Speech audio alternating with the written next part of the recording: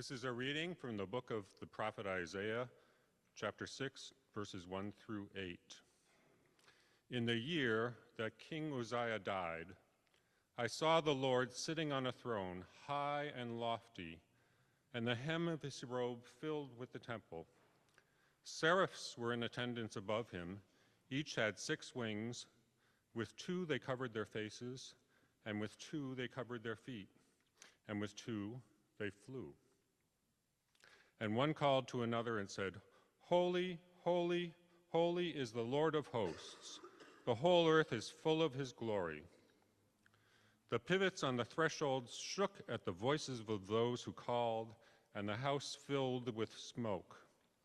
And I said, "Woe is me! I am lost, for I am a man of unclean lips, and I live among a people of unclean lips. Yet my eyes have seen the King, the Lord of hosts." Then one of the seraphs flew to me, holding a live coal that had been taken from the altar with a pair of tongs. The seraph touched my mouth with it and said, "Now that this has touched your lips, your guilt has departed, and your sin is blotted out." Then I heard the voice of the Lord saying, "Whom shall I send? And who will go for us?" And I said, "Here I am. Send me." Here ends the reading. About 5 years ago, on the Sunday after Easter, I stood up in front of you and delivered my first sermon. I was a little apprehensive because there were 4 retired ministers in attendance there that morning, and I joked that they might not have come to church had they known that the organist was delivering the sermon. In fact, today I see 3 retired ministers. Ha! You didn't learn the first time, did you? About 5 years ago, on the Sunday after Easter, oops, no, I already said that. So the jazz band was also here that Sunday, and I had written a song that I had attempted to teach you all on the spot.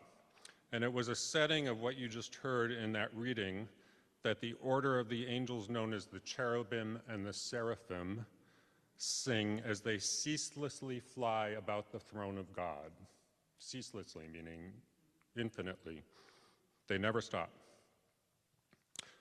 Holy, holy, holy, Lord God of hosts, heaven and earth are full of your glory. That's what they sing. Meanwhile, the saints, as portrayed in the hymn we just sang, are casting their crowns into a glassy sea.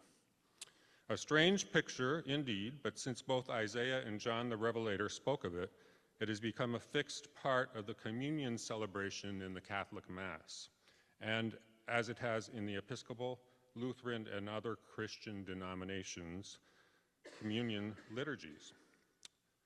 It is also in our own book of worship, although it hasn't been in our tradition thus far to include it in our communion services.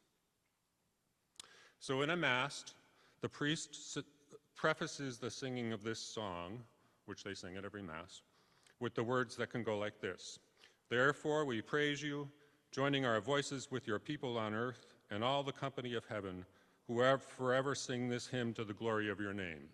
And then the hymn is sung. So think about that. People on earth and angels in heaven are forever singing this song. It can happen.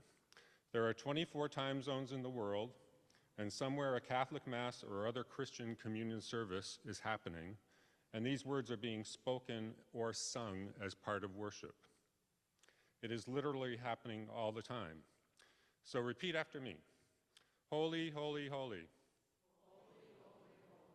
Lord God of hosts, heaven and earth are full of your glory. There, we just joined people all over the world and the angels in heaven in singing that song of praise. This is a song for the ages, as is the song we are about to hear. It's a song about our connections to our ancestors, our God, and the universe. For each child that's born, a morning star rises and sings to the universe who we are. We are our grandmother's prayers, and we are our grandfather's dreamings. We are the breath of ancestors. We are the spirit of God. We are mothers of courage and fathers of time. We are daughters of dust and sons of great visions. We're sisters of mercy and brothers of love. We are lovers of life and builders of nations. We're seekers of truth and keepers of faith. We are makers of peace and the wisdoms of ages. This is We Are One. So it was in January of 2007 when I first stood in front of the South Church Chancel Choir as the new director. I was pretty nervous because I had never led a choir made up of mostly professional singers before. And while I had rehearsed and performed with many professional singers in my career, I never had to stand up in front of an entire gang of them and pretend I knew more than they did. I'm pretty sure I didn't fool any of them, but they mostly stuck with me while I waved my arms frantically in front of them. As the years went by, singers came and went for various reasons. But the group you see today, with one exception, has been together for the better part of 10 years. The exception is our newest alto, Regina, and I apologize for not formally introducing her to all of you, and I would like to do that now, except that I know I can't pronounce her last name correctly. So I'll just say, Regina, welcome to the choir.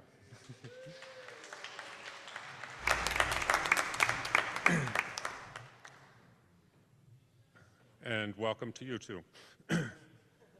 Of the group you see today, there were only 3 who were already here when I started my own tenure here at South. Kathy Rossi has been singing with us for almost 25 years. Oh, no, 20 years.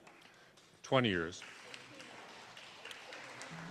18 she says 18 and a half. I like 20 better.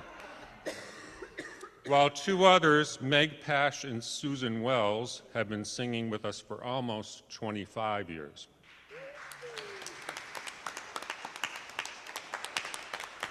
You heard Meg sing one of the solos in the anthem we just sang.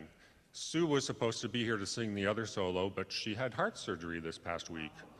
And so I think she's on Zoom. Can you tell if Susan Wells is on Zoom? She is. So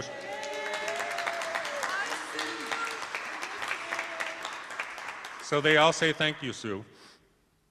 Meg and Sue joined the choir in the year 2000, which was a lively time in the South Church history. In the 6 or 7 years before I got here, the church experienced several trials.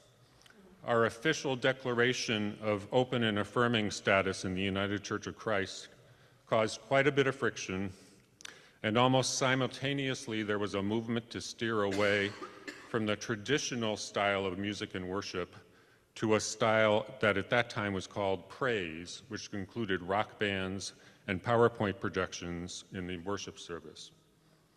This attempt at transition to something new was not unique to South Church.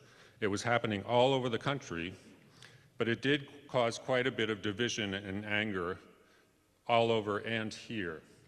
The conflict even had a name. It was called Worship Wars. And if that wasn't enough, the tragic death of my immediate predecessor after only a few months on the job caused further upheaval. I imagine Meg and Sue continually wondered what they had gotten themselves into. And there were further upheavals. We replaced 2 walls in here over the years, which meant long-term relocation of worship to other parts of the building. And the COVID pandemic was definitely a test for all of us. It is with awe and wonder that I observe their long tenure, especially because that has included over 17 years of putting up with me. So it is my pleasure and honor to thank Meg, Sue, and Kathy for their dedication to making great music here at South Church. We could not do most of what we do without their many and varied talents that go beyond singing, and their sense of humor and camaraderie has contributed to the overall good feeling of the entire ensemble. Okay, quite truthfully, what I just said applies to everyone in the choir. And I thank you all with all my heart, and I'm so grateful for all the time I've had to make music with you all. That said, I only have 3 roses with me today. The rest of you can check back with me in 10 years or so. Meanwhile, Meg, Sue, and Kathy, well, Sue's online, but Meg and Kathy, would you please stand, and we could have a round of applause for them.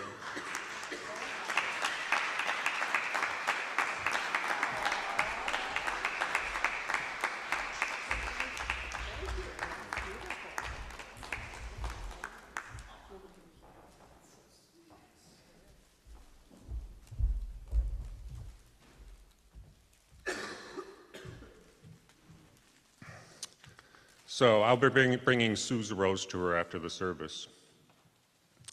So now we're going to sing a musician's hymn. This one may not be familiar to you, but the tune is quite singable. And even if you don't feel confident, you can watch the words as we sing. So please stand as you are able and join us in singing number 561, When Our Music God is Glorified.